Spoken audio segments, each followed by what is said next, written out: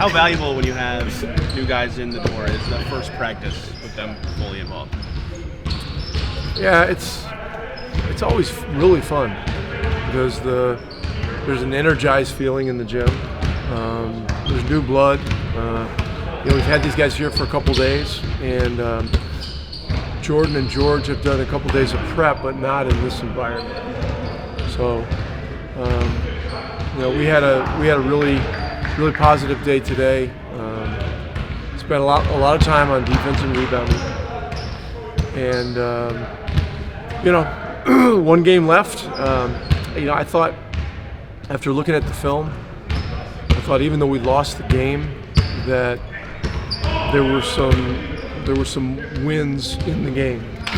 Our approach, our disposition, our intentions, were really strong. I mean, Utah had an amazing shot-making second half, and they made the plays they needed to make. But I saw progress, and we've just got to continue to make progress.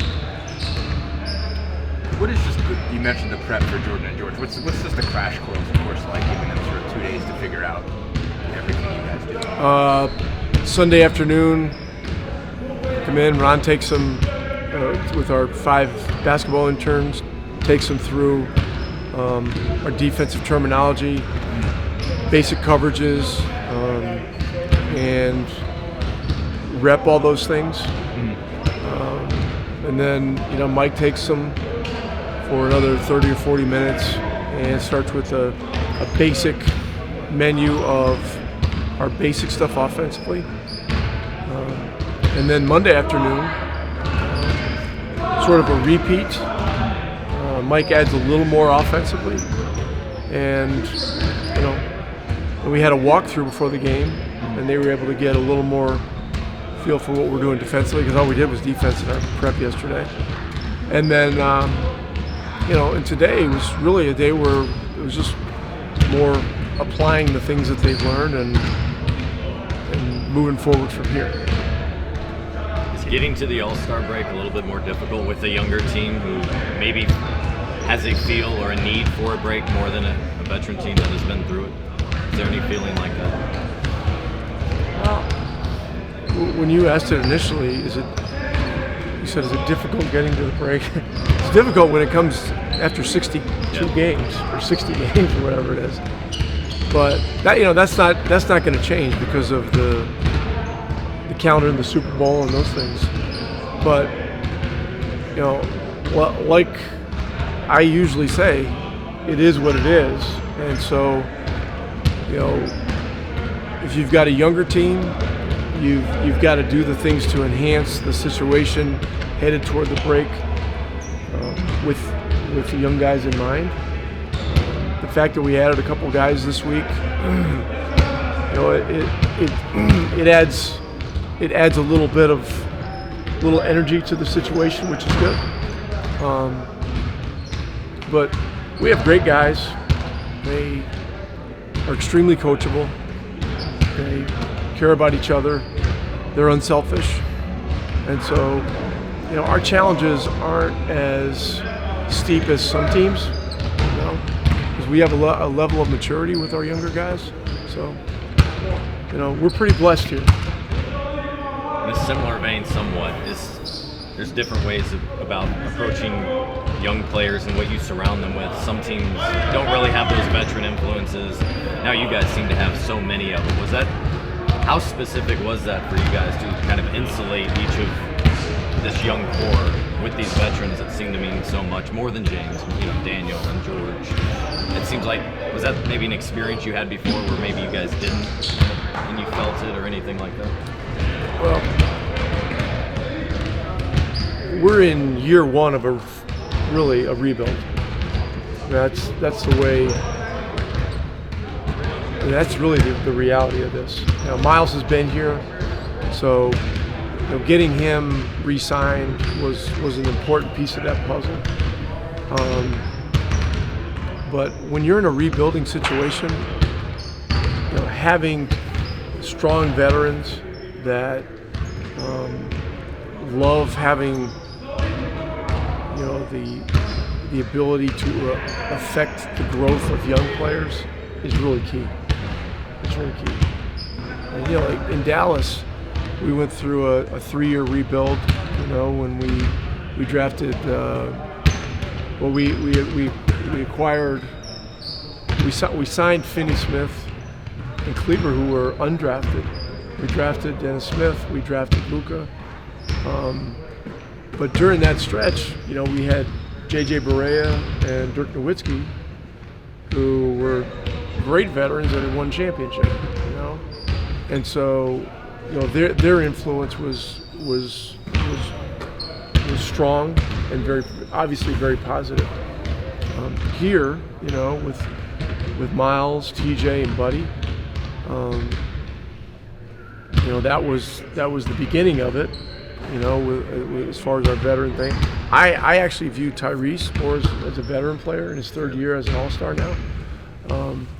And then, you know, James Johnson was a guy that I talked about to Kevin and Chad because he had been a very positive guy with our young guys in Dallas before we traded him to acquire J.J. Redick. So, anyway, long answer, you know, but the right veterans really enhance the situation. And really, I mean, I said year 1 of rebuild. I guess we could really say more it's year 2. But you know, and we're looking for progress. We're looking for, you know, as many small wins as we can get along the way. Like last night was a small win in a certain way. But just to keep building this and to keep strengthening, you know, what our convictions are as a coaching staff, as a franchise, and you know, and getting our young guys more experience. How do you feel like this team, Rick was just talking about some small victories you guys had last night? Do you feel like you made some progress in that game yesterday? Yeah, we just got to figure a way to close out. And they had really such a good shooting night either. Felt like I got good looks, but didn't went down.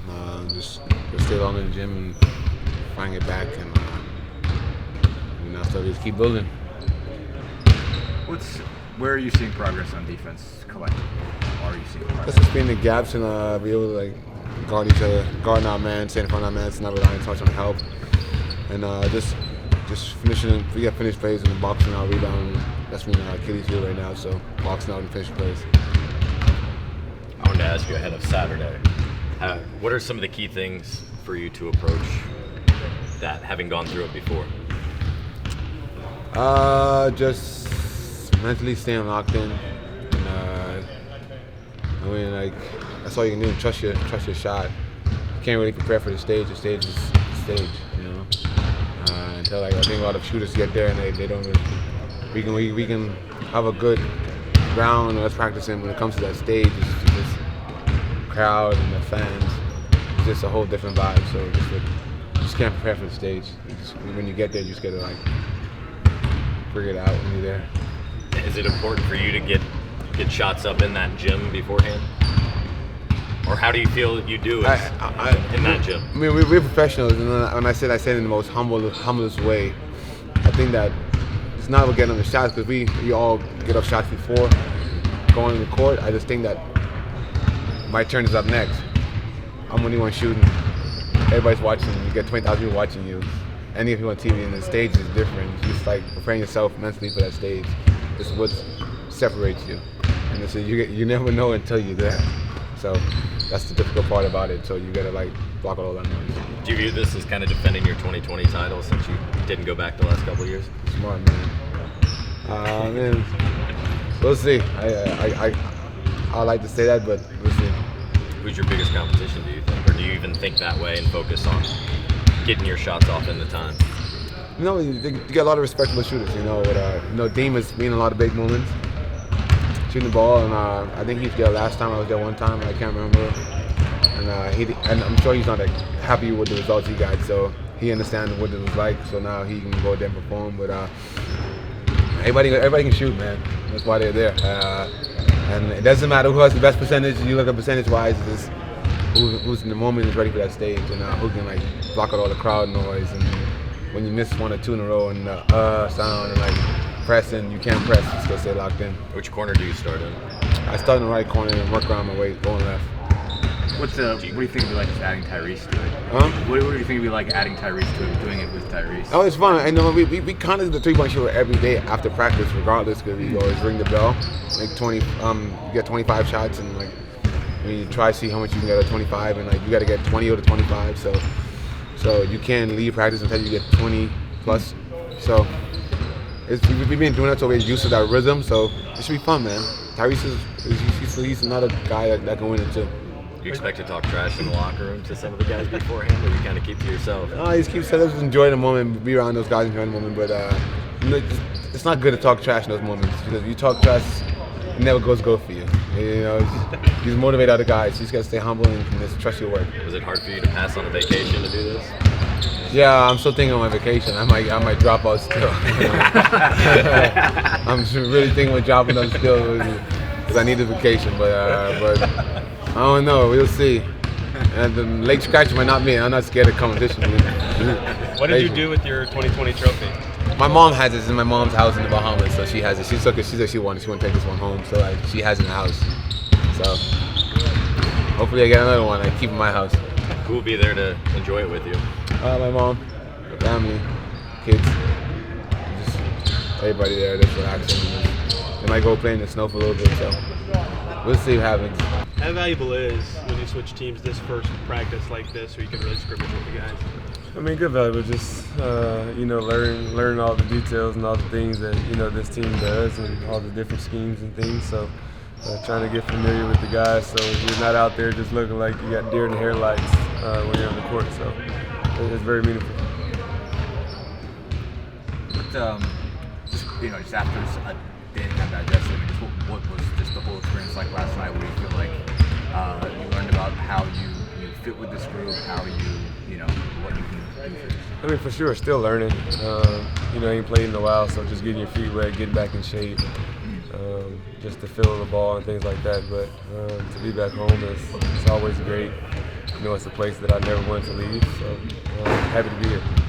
As far as just the backcourt, I mean, you played a lot with TJ, I think, for the most part. How do you think you can complement each other? We're kind of like the same mentally. We're competitors. We want to win. We're team first guys, and we're sacrifice guys. We're going to do whatever it takes to help the team win on both ends. So, it's looking forward to playing a lot with him. Got that loud ovation when you checked in. What did that mean to you? I mean, it means everything. This is a place that, is home for me. Like I said, I grew up here my whole life. I got the opportunity to play here for some of the high days here in Indiana, and to get to come back home and try to help rebuild this back to where it used to be. It means a lot, that the fans embrace me, still love me, and feelings mutual. What was it like standing in front of your locker, putting on the gear once again for the first time? It was great, just different because you see it as number 7 and not number 3. But like, I caught myself the other day signing an autograph and I still wrote number 3 on it. So I told the fan, I'm sorry, I just can't switch it to 7 right now. So that's what I was going to ask. Why 7? I don't know. 1 was available, but that was Lance's number, so I didn't want that. I don't know. Just lucky number 7 was my thing. 3 wasn't available, so I had to try to figure out something. That was just the first thing that popped in my head was lucky number 7. What was the reaction to kind of your family about all of this? Have you back in your backyard? My family were super excited. We've always talked about dreams to be able to come back home, just not for like 1 year, but try to come here for as long as I can to finish my career if possible, and things like that, to like talk about it and it actually comes true. It's an awesome feeling. So my phone didn't stop ringing, that everybody was excited to be able to come back home in front of my family and friends. How long had you kind of considered maybe a potential reality of something like this down the road? Had it been for a couple of years? Maybe like 2 years. I always told myself, people always ask me how many years I want to play. I always said I want to kind of look at myself as a Udonis Haslam type of person later in his career, where he's, at home, mentoring the young guys, doing everything that the coach needs them to do on and off the floor, and things like that. So, I always told myself I didn't put a cap on years, but that's the kind of where I wanted to go. And I guess, it's coming true a little bit. What was your number entering the league? Was it trying to get to 3? Oh, like you're. Yeah, what were you trying to get to? 5, 10? Oh, man, like I'm a kid from 34th and Keystone in Baltimore, so I'm an East Sider and then grew up on the West Side with my mom at Tab. So I don't know. I never put a cap on it. It was always a dream as a kid. So to do one and to finally get the name called was the biggest thing for me. But as I learned and got to learn what it is to be a professional and a real, true professional, I wouldn't mind going 20 if possible. I wouldn't mind going 18 if possible. So. What's kind of the new normal like here in terms of like this practice facility? You were kind of a group that helped build, so to speak, and the new locker room that's changed 3 times since you've been here. I mean, I love it. I remember when, me, Paul, and Roy were kind of like putting these plans together for this building. Unfortunately, I got traded out of here to go to Utah that year that it was going to open, so I never got to see it. So this is actually my first time getting to see it, and what it turned out to be is an amazing facility, and I think, all the guys feel the same way. What's been your first impressions of this group and where you can make a difference as well? I mean, we're young. We're learning. It's right at that time where, your young fellas are starting to hit that wall and to, motivate them to keep pushing through and things like that. But teaching some of these young guys the good things that I've found to be successful in this league and the bad things so they don't make the same mistakes that I probably made in this league. But I love all the young guys. I think they're all willing to learn. They're like sponges. They're always asking questions, and you can't ask for anything better than that. I know you deleted your IG, I think, but your Twitter still says Indiana. Is that just kind of further proof of how much, no matter where you went, it was staying with you? I mean, my stuff always said Indiana, even when I left here. No one can ever take that from me. This is where I'm from. I love it. My family's here. Everyone's always telling me to change my Twitter name from Indiana George, and that's just me. I have it tattooed here too, so I'll never change that. That's who I am, and I'll always do that. Is your family here yet, or when will they? No, my family's gonna go to Texas. They want to go back to the hot weather. Hot weather and pool is what my kids say. Yeah. All right, cool. Thank you. Thanks, G. Thank you.